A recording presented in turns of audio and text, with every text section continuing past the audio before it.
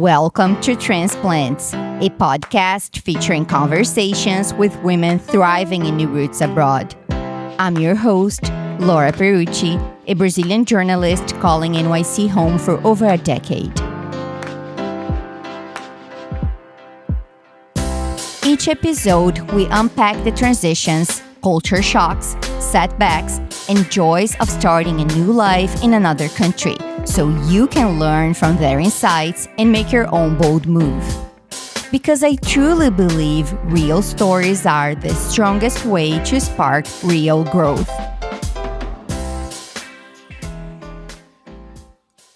Hi, I'm so excited about today's episode because it's my first official episode for this podcast, my first interview, the first interview that I'm publishing. And before I introduce you to my guest, I just want to say that I have an episode 0 where I talk more about this project so you can learn more about what led me to launch this podcast, and you can also learn more about my story, my transplant story.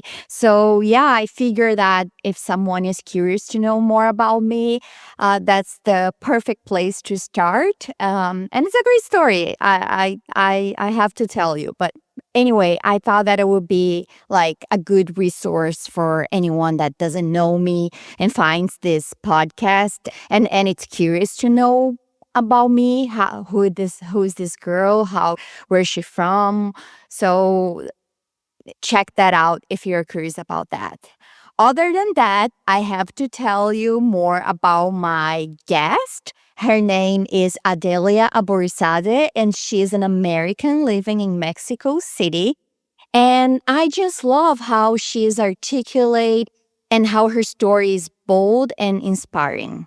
After 2 decades as a public school teacher in Houston, Texas, Adalia completely reinvented her life in her 40s.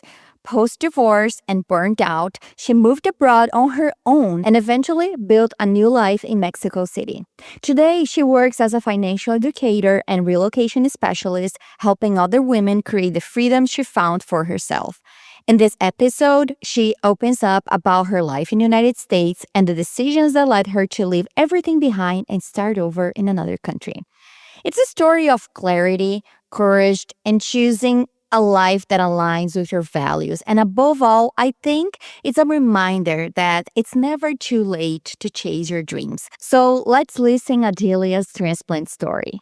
So, Adalia, welcome to the show, and thank you so much for being here. I'm so excited to talk to you. Oh, thank you for having me. I know that before moving abroad, you were living and working in Houston, Texas. I have to think twice before saying this because in New York, you know, right, that we have house and streets. So I was like, oh my God, okay. But you're living there. What was your life back then? Well, it depends on how far we go back. In the years most immediate to me leaving the U.S., I had gotten divorced. I think I'd been divorced about a year, maybe a year and a half before I moved. But, you know, it was pretty typical before that. I taught at a very large public high school in Texas. Was raising 2 kids, you know, dog, house, all of the very traditional things we think about when we think like what we're supposed to do as adults in the U.S. You were a teacher, and for those unfamiliar with the education system in the United States, can you tell us what it's like to be a public teacher in the States, especially in terms of workload, compensation, and support? I know you don't have good news. My mom is a teacher in Brazil, so I kind of know the struggle is real. Yeah, it is not great. Low pay. I don't think most people realize how many teachers have multiple jobs just so that they can make ends meet. And I know people think, oh, well, you don't work the summers. Very few teachers don't do some work in the summer. The workload is enormous. I've always said that with public education in the U.S., we do all of the things you're not supposed to. When you get brand new people into a career, you're supposed to like train them, hold their hand a little bit, give them not the hardest group. But that's the exact opposite of what we do. So a younger teacher might have, particularly because I taught secondary, so I did not teach young children. I primarily taught high school, might give a brand new teacher 3 different subjects to teach, but yet they get one 50-minute class period a day that they're supposed to prepare all of the work. They're supposed to grade it. They're supposed to respond to email, call parents. And we love to talk about other duties as assigned. That is part of most teacher contracts, that basically they retain the right to ask you to do almost anything. Can you stay after? Can you sponsor this? It's not different from the situation in Brazil. My mom always said, like, yeah, like you go to school, but all the other work that you have to do at home. So yeah, people don't realize that. I listened to some of your interviews previous to record this podcast, and I remember that in one of the interviews you're talking about this like workload, and it sounds to me that, could you say that you were like a burnout? Absolutely. Because, and probably, when did I leave? 2016. So 4 years prior, I got what I felt was like my dream teaching job. I was teaching advanced placement human geography. I feel like that's the class I was born to teach. But in essence, I was teaching a sophomore level college class to 9th graders who were 14 years old. It's not just, I present the material. It's all of the scaffolding I have to do to help, kids who just got out of middle school understand that content. If you do your job well, you get rewarded with more work. And so I ended up getting, assigned additional advanced placement courses. And again, I'm not getting any additional time to prep. I'm still sponsoring multiple activities. I was absolutely burned out by the end. I didn't know that's what it was at the time, but Yeah, looking because back we at it, recently started to talk about 100%. it. So, you quit your job, and I know that you got divorced as well. But I'm wondering, like, what happened first, and how moving abroad became a possibility, a plan, a goal, an idea. Like, when did you realize that you wanted to leave the United States and live abroad? I had always wanted to live outside the US. I can remember being a kid and talking about, I'm going to move to Canada. Living internationally was always something in the back of my mind, but I got married young, raising kids, working, all of that. It kind of got pushed down the list of priorities. And I thought maybe once my kids were out of the house, it might be something that I would do, or I'd absolutely retire abroad. In the midst of the burnout, I also got divorced, and that was a great thing. That was something that needed to happen. When that chapter of my life ended, I reassessed things and really considered, like, I am completely free to create the life that I want. So I had to get back in touch with what were those things that I used to want to do, that I dreamed about. My youngest at the time was 14. Okay, I got 4 years. And then after she graduates, I'll go. The more I thought about it, I was like, do I have to do it that way?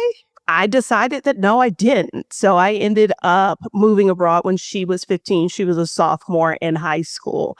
But it was something always there, which is why when I told people that I had taken a job in Honduras, of all places, and that's where I'd be moving, nobody was shocked. Because I was somebody who traveled a lot whenever I had the time to do so. I traveled a lot. So I don't think it was a shock to anybody that I eventually moved abroad or that I haven't been back since. You said that you always knew that you wanted to have this like international experience. I'm gonna move to Canada since you were a kid. Why do you think you had that desire? To be honest, I didn't have the words at the time, but don't think the US ever felt like it was the place for me. Even as a child, I had very strong opinions about the way people should be treated. Like in my head, Canada was doing some things better than the United States. Like I knew they had universal health care. And I was like, that makes sense. Like, why don't we do that? And then, like, when I was in high school, I was studying French. I thought, maybe I'd move to France or something like that. And again, I think there was always a part of me that just never felt at home or that I could be my full self in the US. After my divorce, when I'm really interrogating, what it is I want out of life, how do I want to live? How do I want to feel? It became glaringly clear that a lot of the principles of Americanness were not things or that aligned with how I saw the world. When they introduced the ACA, Obamacare, and there were all of these conversations about, is healthcare a right or a privilege? I was just like, what? What are we talking about? Of course, it's a right. It's just those kinds of things, one after another, that really pointed out to me that a lot of things that were commonly held beliefs in the US just didn't align with the person I was. I thought, well, let me see if I can find a place where I am a better fit. So you're basically like talking about your values. You kind of like refuse to listen what society tells us we should want, right? Why do you think so many people never stop to ask themselves what they truly value? And how did you get to a place where you could live by yours? Because I guess a lot of people, they will spend their whole lives without even asking, do I like this? Do I want this? And I mean, can we blame these people? Can you talk a little bit about your experience? That's an interesting question. I think it's twofold. I think, one, not everybody is super curious. I have always been somebody who was going to ask questions, even if the powers that be did not like me asking those questions. As a child, I went to Seventh-day Adventist school, and I can remember being in a religion class asking some fairly uncomfortable questions of the teacher that they were not happy I was doing. So I've always been that kind of person, and I don't think that's a trait that everybody has. But also, I think the way we have been conditioned in the US and the way the system is set up, people don't have the time. They are very caught up in the things they have to do. Like, I have to work because I need to eat. I need to be able to pay my rent. And then when people get beyond that, I think often it's easy to get caught up in, well, what are the things I'm supposed to do if I am considering myself to be successful? If you think about American culture, we do not promote reflection, taking time off. Like, that's not what people do. And if you don't have the time, it's hard to do that. I often talk about that time in my life about 10 years ago that I blew up my life. Like, everything came into question.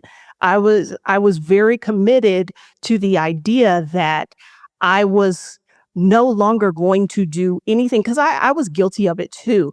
Very much getting caught up in, oh, this is what I should be doing. This is what we're supposed to be doing. And so with my new life, I was very committed to only doing the things I wanted to do. Not because I felt compelled by society or, family or what have you. I was very intentional in having those moments, just sitting down and thinking, well, what do I want? What do I like about the way I'm living my life now? What do I wish was different? Can I change that? And so I was intentional about creating space to do some of that reflection. But Mhm. if you're going to stay on top of all the things, particularly if you've got kids and they've got practice and, all of their school activities, plus you're trying to go to the gym and you're trying to eat right and you're trying to do all these things, there's not a lot of space for that if you Yeah. don't make it a priority and carve that time out. Sometimes it can be not that comfortable to ask yourself those questions because then you have to change, and change is not that comfortable as well, right? Of course, like after you change, if you're going to the place where you want to be, it's going to be worth it, but the process to go there is not, it's not fun. Absolutely true. Because nobody wants to have to contemplate that maybe you've been alive 35, 45 years and you've never really pursued something truly because you wanted it. That Mhm. that is a hard pill to swallow. In one of your interviews, you mentioned that your divorce was a pivotal turning point, like as we talked about before as well. And of course, like I don't think people get married expecting to get divorced.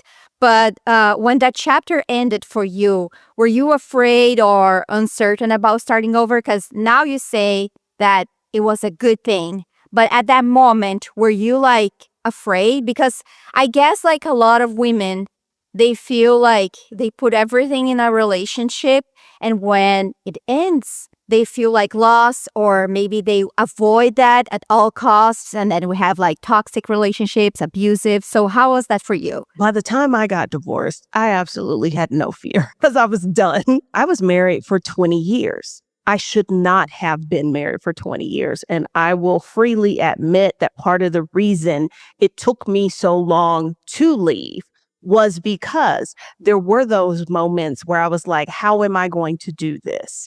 That there was some fear. And I think that's natural. But by the time it's sort of like when I left teaching in public school, I was burnt out. Like at that point, it was either I do this for me or I lose myself completely. And I chose me. You mentioned your move to Honduras was the first time that you went to live abroad to teach, right? Your daughter was 14, 15, and she ultimately chose to join you. So, but I know that you're prepared to go by yourself. You offer her, right? You ask her, do you want to come? I guess some people might find surprising coming from a mother. And we often see dads praised for taking bold steps, right? While moms are judged. Have you ever felt constrained in your decisions because you were a mom? And what would you say to other mothers who need to be reminded that they are individuals too? Because, of course, you are a mom, you have a lot of plates, right? But you're also an individual person with like desires and dreams and everything. And we don't see that a lot. A lot of women are like, oh, but what about my kids? And I know like your daughter was 14. It's not a baby anymore. But I know a lot of women that would be like, no, never, ever, you know? And this is not coming from a judgment. I think you are awesome, Yeah. amazing. Well, I was gonna go. And because at the time our custody agreement was that she could live with whomever she wanted. Wanted her to understand that it's not me leaving you. I want you to come. Just initially, she had no interest. And I was like, okay, I guess you are going to stay with your dad. I'm going to go do this thing. And she ended up changing her mind. But I do know exactly what you're talking about because that was me. I was going to put things on hold for 4 years because I was like, well, I need to let her finish high school. They have high schools other places. We have been conditioned as women that if a sacrifice has to be made, it should be ours. That's a problem. If you stop and you question, like, why is it? There were two parents involved here. Let's also be honest. I don't know of very many men who would have decided that they wanted to do something and then been like, oh no, let me put this on hold. Exactly. because of my kids. Like, we don't have that same expectation of fathers. It's all of these societal beliefs that have been drilled into us about what a mother is supposed to be like. What is she supposed to do? It's also one of the things I hate about being on the internet around Mother's Day, because people often, they mean well, but when they write a post about their mom and how great she is, the post is often filled with how much she has endured, how much she has sacrificed. It's rarely, my mom is brilliant, she is brave, she does all, she really is out here living the life she wants. It's all about the things she does for other people and how she has sacrificed. I would say to moms who might be struggling with that is just to remind them that your job is not to be the martyr. You get to be a whole human just like everybody else. You get to have dreams and aspirations, and you are allowed to pursue those. You don't have to sacrifice yourself because you are a mom. Yeah, I agree. I was going to ask you. So I thought you have only one daughter, but you have two kids, right? Yes. And you also have grandchildren. Yes. I guess your grandchildren think you as the cool grandma that lives in Mexico, right? I don't know if they do. I hope they do. I hope so too.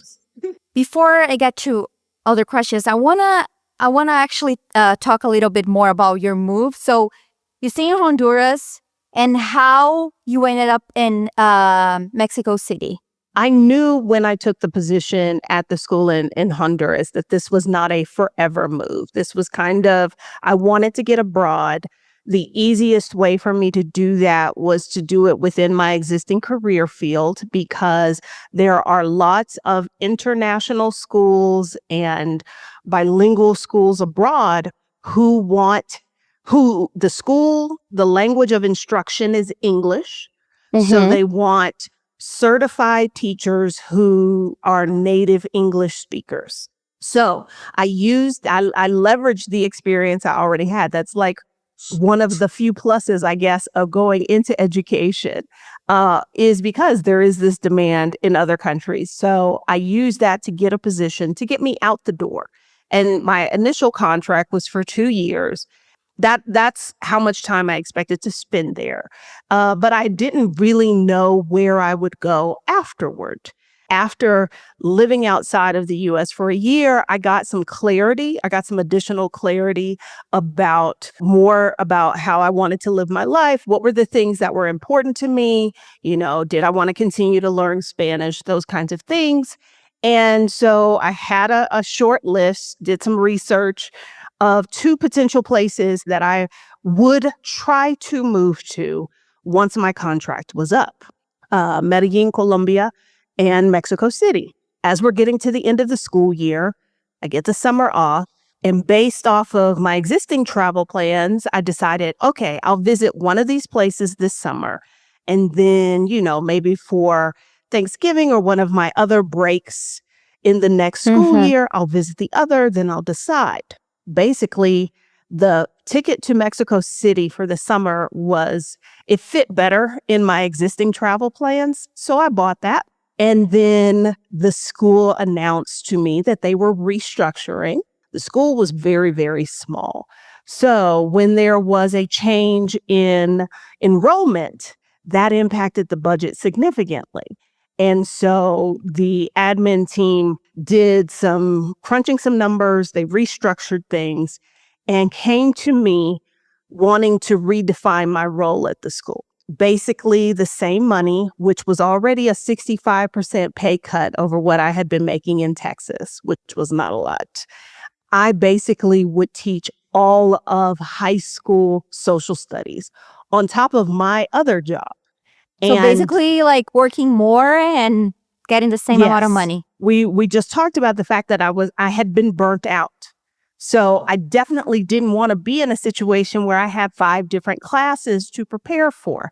And I told them no, thank you. And so we went our separate ways, which meant I left a year before my contract had been originally supposed to be up. I already had a ticket to Mexico City. Guess I'm moving to Mexico City. Just So like that. yeah. I mean, that's pretty much how it happened. The ticket that I already had, that then became a trip to kind of come and look at neighborhoods to see what part of the city I wanted to live in. I want to understand how you did that transition from like being a teacher to be a financial advisor and relocation specialist, right? So how did you do that? Okay, I'm moving to Mexico City. Did you have any plan on what you're going to do, where you're going to teach? But I also know that you are part of the FIRE group, and we can also talk about that.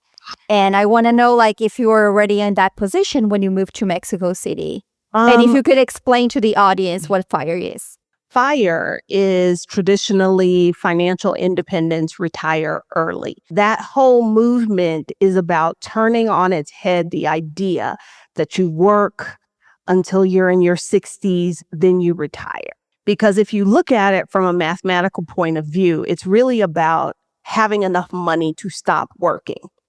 And if you prioritize saving and investing, you can get enough money to stop working at a far younger age than traditionally.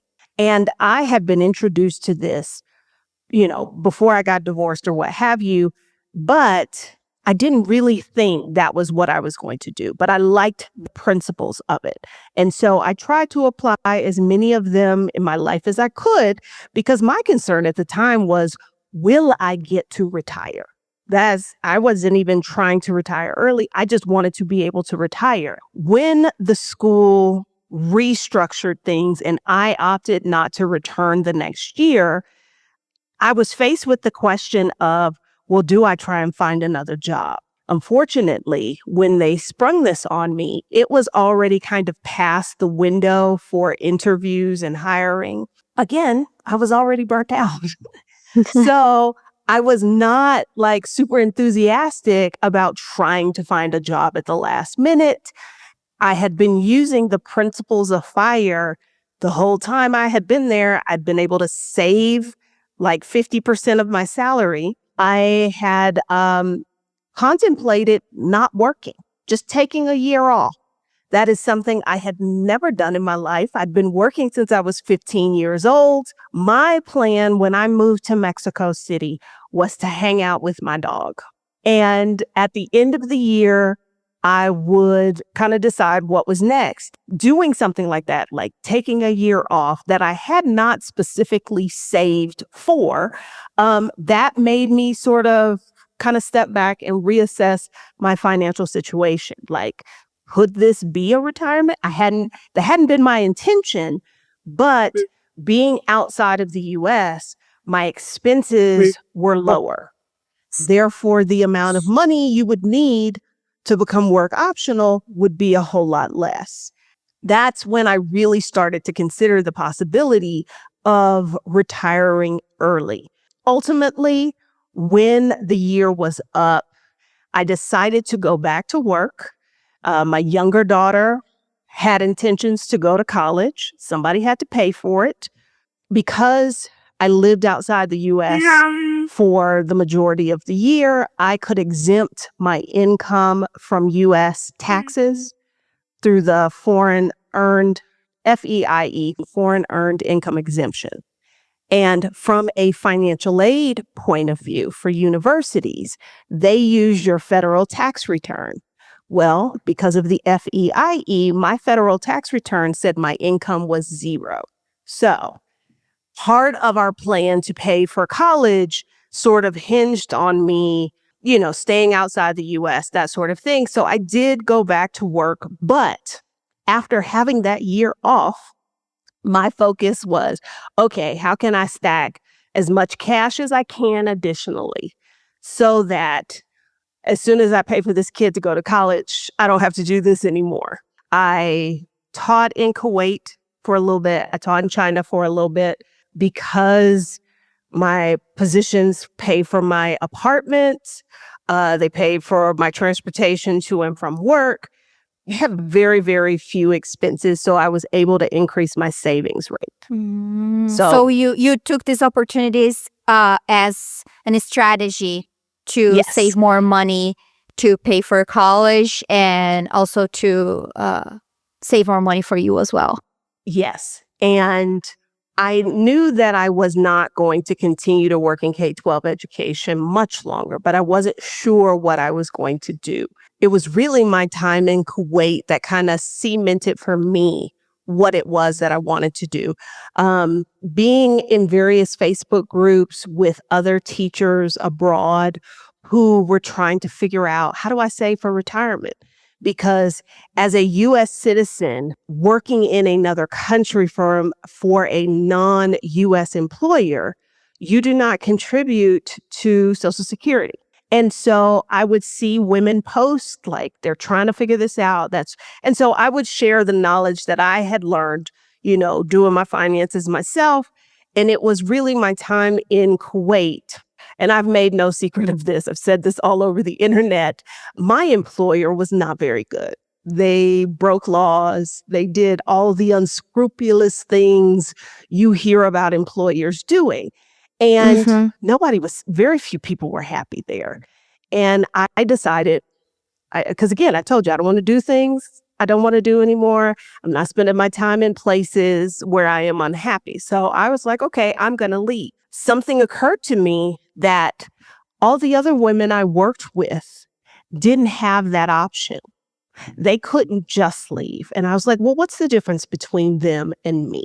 And it was money. That's the thing that gave me this opportunity to make these kinds of choices. And I decided then that I wanted to help as many women as possible handle their finances, master their finances in such a way that they could, if they wanted to leave a job, a man, a country, whatever, that they could. So that's when the idea was planted. I left Kuwait. I moved to China. I worked there for a little bit. And then I decided I'd had enough and that I was going to go out and do my own thing.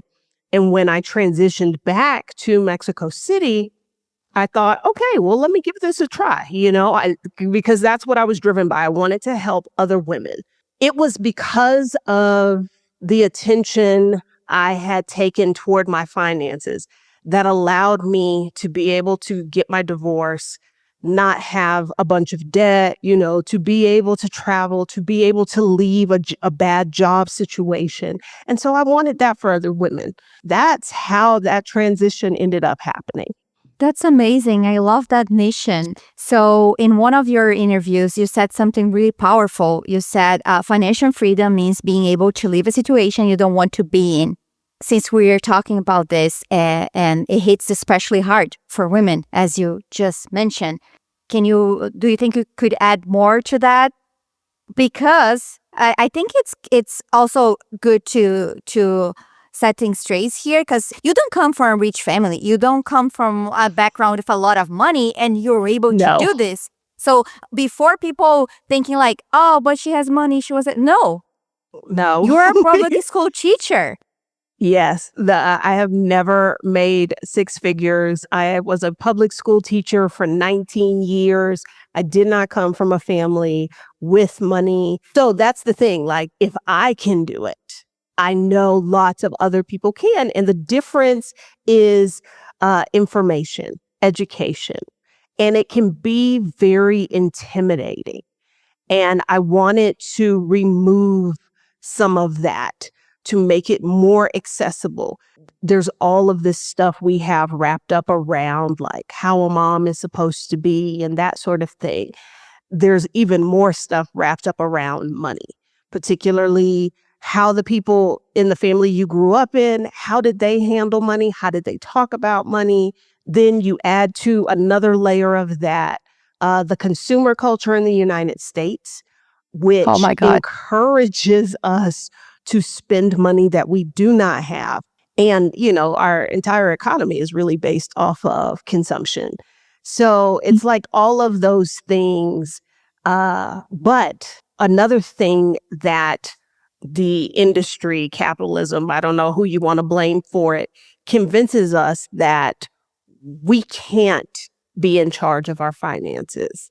Like, that's not something regular people do. You have to pay somebody to tell you what to do. And I disagree with that wholeheartedly.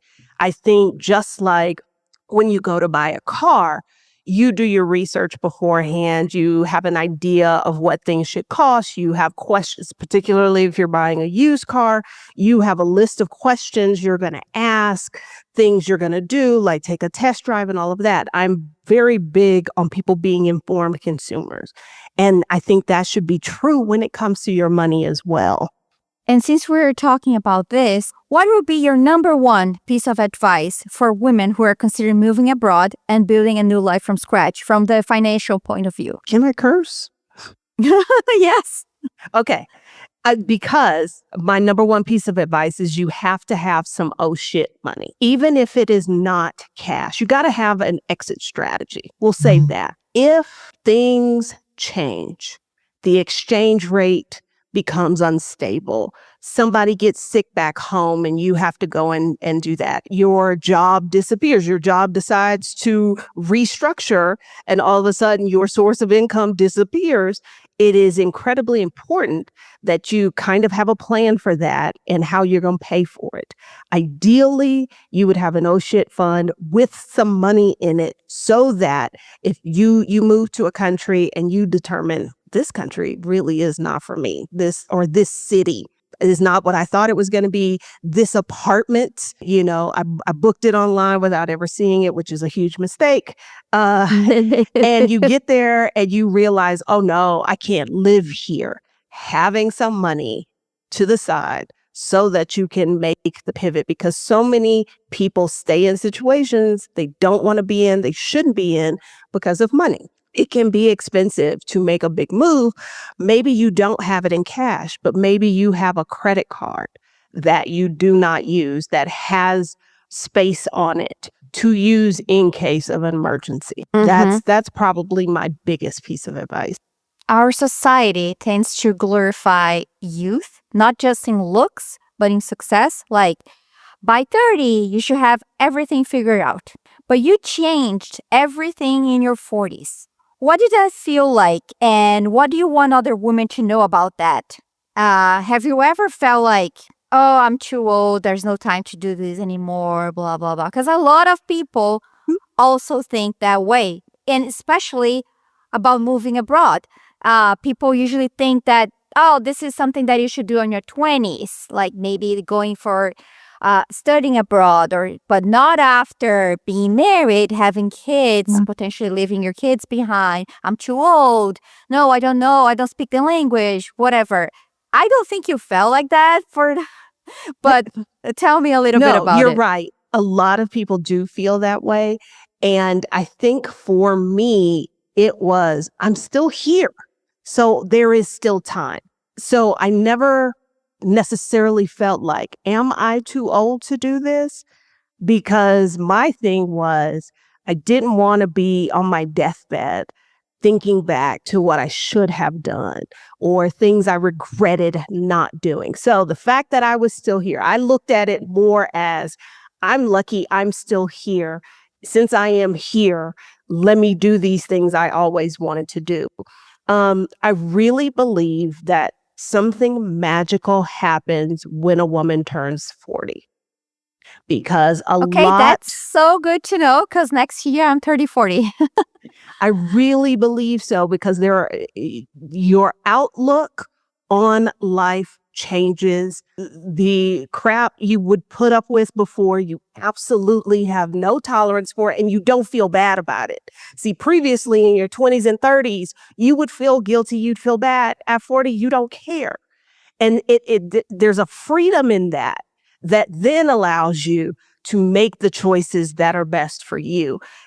I blew my life up at 40 and decided however much time I had left, because we don't know how much time we have, that whatever time I had left, that I was going to use it doing the things that I wanted to do and living the way I wanted.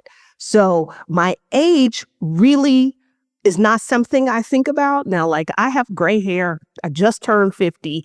There's a day's sightseeing and I walked 35,000 miles. And then I remember, oh yeah, you're 50. So you're going to be sore tomorrow. Outside of that sort of thing, I don't think about my age or what is appropriate for a specific age or what I should be doing. Because again, if you're still here, there is still time.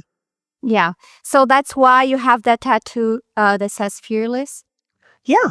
People often think that you have to overcome fear. I don't think so, because you can do the thing scared. I think it's more important to do the thing than to let the fear stop you. And so I got this particular tattoo I got not too long after I got divorced, just to remind myself, like, don't worry about it. Just do the thing. Amazing. Yeah, when I saw that on a video, I was like, of course she's fearless. What's your favorite thing today about living in Mexico City? And what would you say were your trade-offs when making this choice? Favorite thing about living in Mexico City? Between going back and forth, how many years are you living there? I 6? have been here, I think 6 total. Because I came in 2017 and I was gone for about 2 years. That's actually kind of hard to like nail down because it's more of feeling, I think, of when I am here. There is just a rightness to being here. And I don't want anybody to think that I am saying that Mexico City is perfect, because it absolutely is not. Yeah, it has a quality that I have yet to find somewhere else. There's a certain like exhale that happens when the plane starts to come back down over the city and I see the city. It's like, I'm home. So if I had to give it like one, I guess it's the vibes here. It is just the energy of this place is incredible. And the tacos, right? Oh, and the tacos. Okay, and tell me a little bit about the Spanish language. It was an interesting journey because in high school, when I got the opportunity to take a foreign language, I was 100% like, I want to take French. I even said, I don't like the way Spanish sounds. And the school I went to required like the kids in the advanced classes or whatever to take Latin. I did that. And then I took French just for fun my junior and senior year. And then when I went to college, I took French. And I'm not sure what happened, but by the time that I had made up my mind that I was going to go abroad, and really, I had the whole world open to me. A lot of people taught in China, a lot of people taught in the Middle East.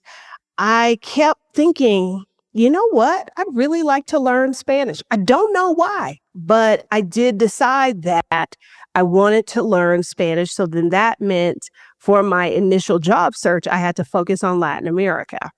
It has been a journey because living in Honduras, but working with people who could speak English, I did not grow in my Spanish.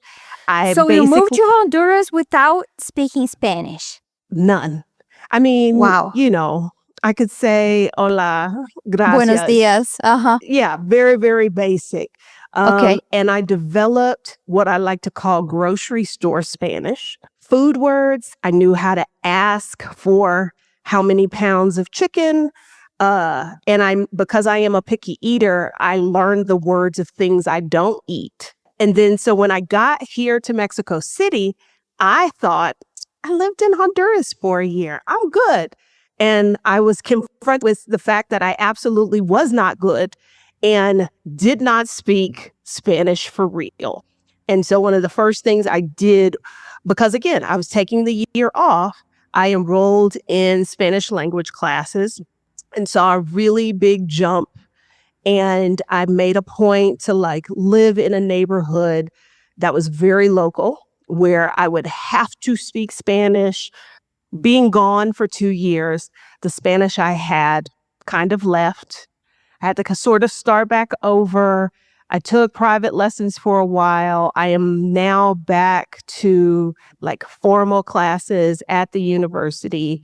I am an introvert, so I will not just speak to random people. And Okay. the big thing you have to do if you're going to speak a language is actually speak Yeah. it to people.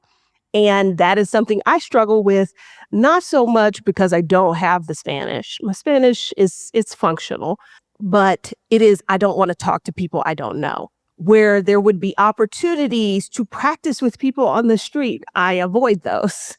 So for me, it's important to like take a class where they will force me to speak. So now I think I am B1. Okay.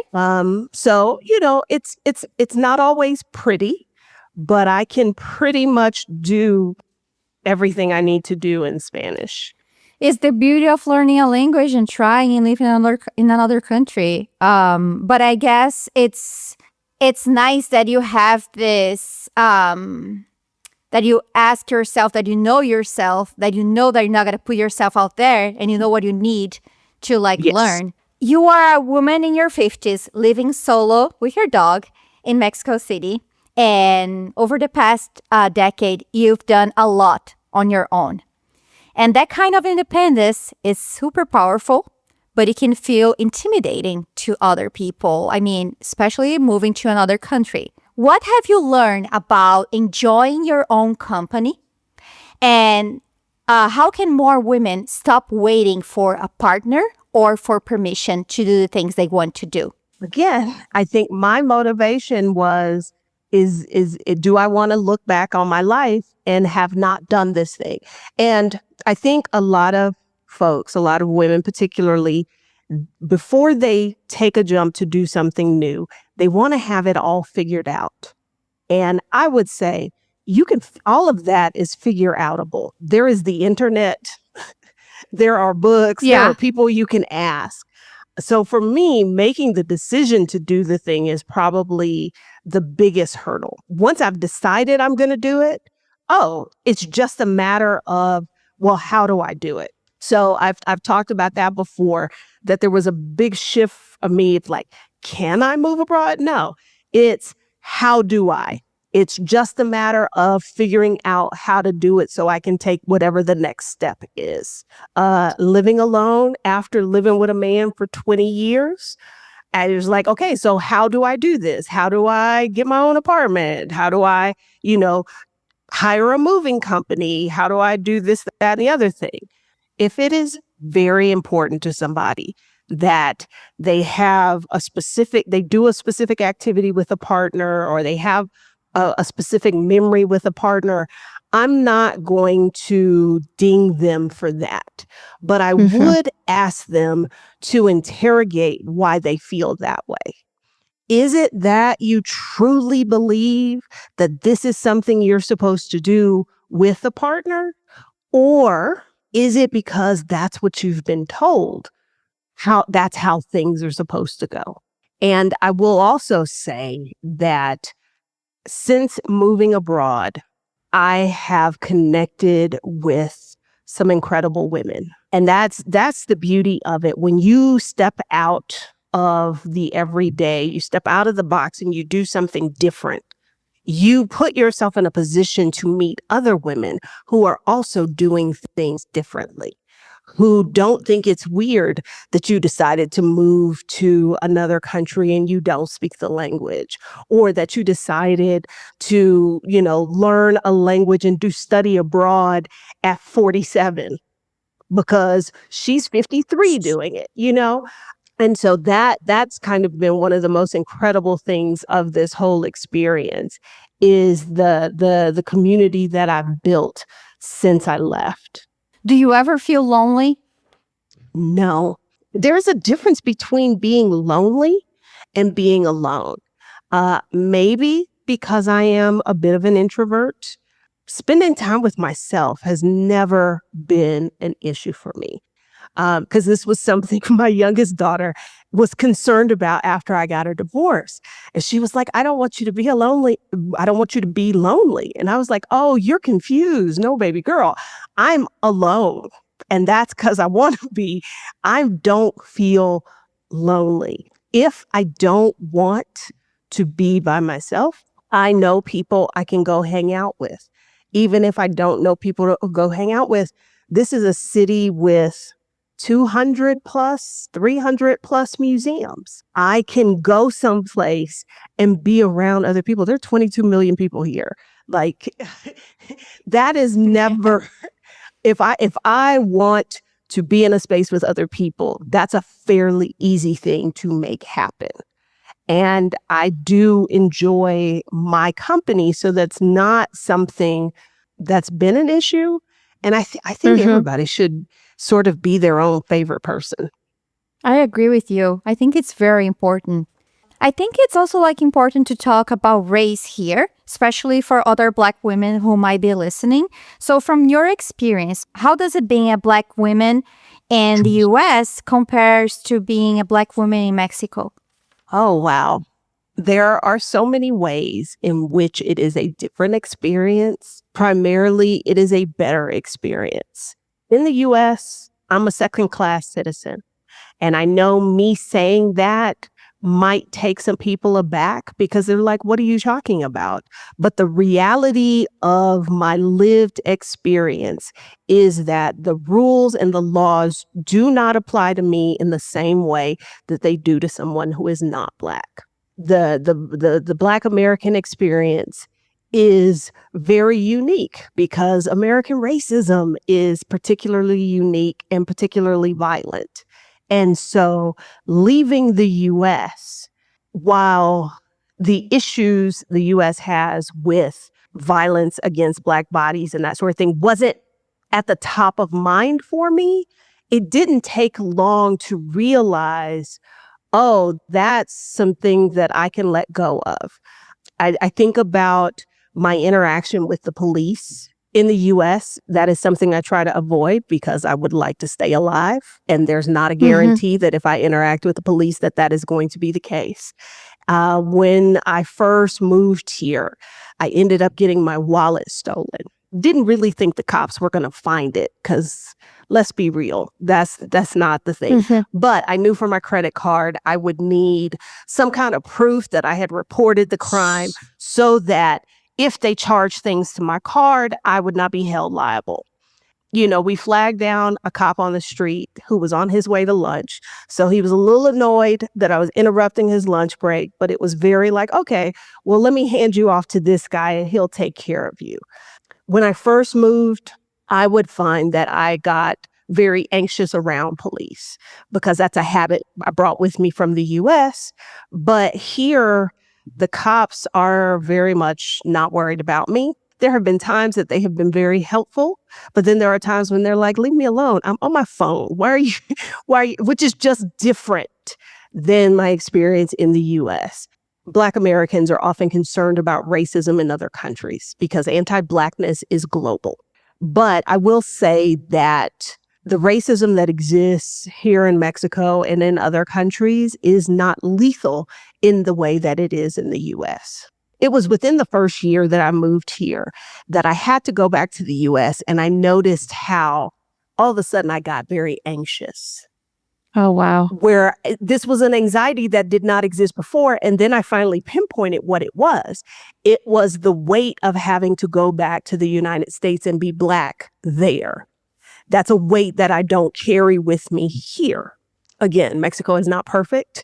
In the state of Oaxaca, which is where a sizable portion of the Afro-Mexican population lives, it is also a state that gets a lot of migrant caravans through there. I've had several run-ins with law enforcement wanting to make sure that I was documented. I was the only person in the group they stopped, obviously, because I could be Colombian, I could be Haitian, I could be from one of these countries that had a lot of immigrants come through. But it hasn't been a negative experience for me. It's been very liberating, very freeing. People talk about being American first. Like in the United States, I'm Black first. Here, if I keep my mouth shut, people don't even know I'm American. But once I do open my mouth, it's, oh, you're an American. And then it's, oh, okay, yes, you happen to be Black. It's a very multi-layered and complex thing, Yeah. but I don't see it. It hasn't been a negative for me. It's I guess you could even say it's been eye-opening because, again, the Black American experience is one experience. The Caribbean experience is different. Afro-Brazilian experience is different than mine. And I think that is something that is worth mentioning and remembering, is that it is not a simple thing as, oh, this person is Black and this person isn't. There's a lot of other layers in there as well. There's been a lot of conversation lately about people who earn in a strong currency like the US dollar and choose to live in countries where their money goes much further, but that doesn't always reflect the reality of the local population, especially in places like Latin America and other parts of Asia. And I remember you brought this up in your CNBC interview, and I think it was a very important point that you talk about economic power and the responsibility that comes with choosing to live in a place where you have financial privilege. Can you speak more about that and what it means for you to be mindful of your impact and how people can use that economic power responsibly in your point of view? I'm always going to acknowledge the privilege I have, particularly because I earn dollars. Now, I have lived in Mexico and have earned pesos. So, and maybe that makes me a bit more attuned to it because I have lived on the other side of it. The whole idea of like, oh, I'm going to move to this other country because the cost of living is lower. If that's your primary motivation, I think you're going to be very disappointed with the experience. There's got to be more that's attracting you to a country. Now, I'm not going to deny that the fact that my living expenses are less here allows me to be sort of semi-retired, in a way that I could not be at this age in the United States. That is watching your mouth and not saying things and really changing the mindset of, oh, things are cheaper there. Are they? Because what is the day? Is there a minimum wage? What is it? How many days would somebody making that have to make in order to afford this thing? I think one of the biggest mistakes foreigners make when they move to another country is they're constantly thinking about prices in terms of how much does this cost back home. I'm to the point that I have completely lost all concept of what things cost in America. When I am back there, I am blown away and thinking, how can y'all afford to live here? I keep working at thinking about prices in terms of what can the average person afford. Previously, I lived in a very working class Mexican neighborhood, and prices were very different than the neighborhood I live in now, because most of these people, I would imagine, are professionals, that sort of thing. And I think it's also understanding that you can't think blanket like, oh, this city is cheap. Well, no, because there are people who have the kind of money the wealthy people in Mexico City have. Like, I have no concept of that kind of wealth. And what those people pay is what those people pay. But for this neighborhood, does this price seem appropriate? It's like letting go of that. Stop comparing it to back home. Try to think in terms of people who earn the local currency and what is the amount that they're earning. I think the biggest hot button topics here tends to be rents. That the foreigners come and they drive up the rents. Most of the real estate is owned by locals. So the people setting those prices are locals, not the foreigners. Now, that does not remove the foreigner's responsibility from showing up with a budget that they might have had in the US or Canada and saying, this is what I'm willing to pay. Because I make a point like on Facebook. I am in various Facebook groups for my neighborhood or the surrounding area. And so I will see people post, there's this many people, this is what we can pay in rent. And so then I see an American come who's saying that their budget is triple that and it's just one person. I loved when you brought that up on your interview because I'm sure you've seen like posts on social media that people travel to, well, not your case, but people go, for example, to Thailand and then, oh, I rent this entire villa. It's not the reality of people living there. So you have to be careful. It's not that, I mean, you choose to spend your money, but just don't assume that is the reality for everybody, right? Yes. And I think particularly with people from the United States, part of our drive to be consumers, we always are looking for cheap. And we have kind of been conditioned to pursue cheap and not question, why is this price so much lower? You have to ask yourself, at this price, are people making a fair wage? How does this rent compare to other ones? What are locals paying for rent? I think we've just got to go beyond just the face value of things. So I guess like my last question for you would be, what is like the biggest lesson that you learned while living abroad? Something that perhaps surprised you in some way? That surprised me. I think the part of that question I'm struggling with is the surprise part, because when I moved abroad, I tried to have as few expectations as possible. That's a good advice. And so it's hard to be surprised if you didn't have any expectations or preconceived notions about things. I think one of the things I got very surprised by in Mexico is that saying no is, you don't just say no. You've got to explain your no. That's something I still struggle with because I'm like, I said no, that's good enough. But also the flip side of that is that people will be hesitant to tell you no, even if that is their intention. And oh my God, this is... so you just kind of got to say, like, such and such said they're coming to the party. You've got to know that that's what they said, but that might not be what they really meant, and be okay with it. So, there are those kinds of things.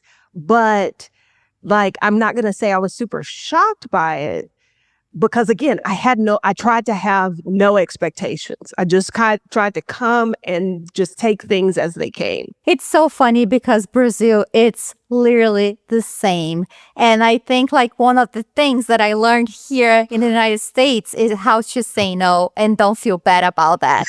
And I think being American in Mexico, being a Brazilian in the United States, you learn something, right? And you bring something from your culture and you take other things and you are in this like special place. I like to think about myself in that special place where I have a little bit of everything.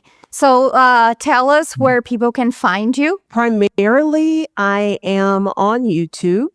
My YouTube channel is Picky Girl Travels the World. On Instagram, Picky Girl Travels. That is mostly where you can find me online these days. I will include that information on the description of the podcast. And now I understand the Picky Girl. Is that related to food? That's what it started, because I am a ridiculously picky eater. It's a whole thing. But that's what it started as, kind of like as a self-deprecating joke. And in this last 10 years, it has become very obvious that I am picky about a lot of things, like how I spend my time, who I spend my time with, how I spend my money. I'm not going to do things I don't want to do. So I am just overall picky and not ashamed about it. Yeah, I would say let's all be picky, right? Yes, with absolutely. our lives. So, Adalia, thank you so much for your time. It was a pleasure to talk to you. It was amazing. It was so inspiring. Like, I love every second of our conversation. Oh, thank you. Thank you. Thank you for reaching out. So don't forget to check Adalia's YouTube channel and Instagram, and perhaps send her a comment on her YouTube or on her Instagram to say that you listened to this episode. And we talk again soon. Bye. Really hope you guys enjoy this episode. If you have any comments, if you want to share your thoughts about it, please don't hesitate to send me a message. You can reach me on Instagram at Laura_Peruchi or on the Instagram's show, which is at transplants.pod. You can also send me an email. I will leave everything in the description of this episode. And if you're watching this on YouTube, please make sure to subscribe and like this video. If you're listening on Spotify, make sure to follow the show there. And if you feel like it, give us 5 stars so this can help us to spread the word about this podcast and also these amazing stories that I have to share with you. Other than that, I also suggest you to subscribe to our newsletter so you can receive the episodes on your inbox. It's so easy and convenient, and we're planning other kinds of contents for this newsletter as well. And I guess that's it. Thank you so much for being here. Until next time, bye.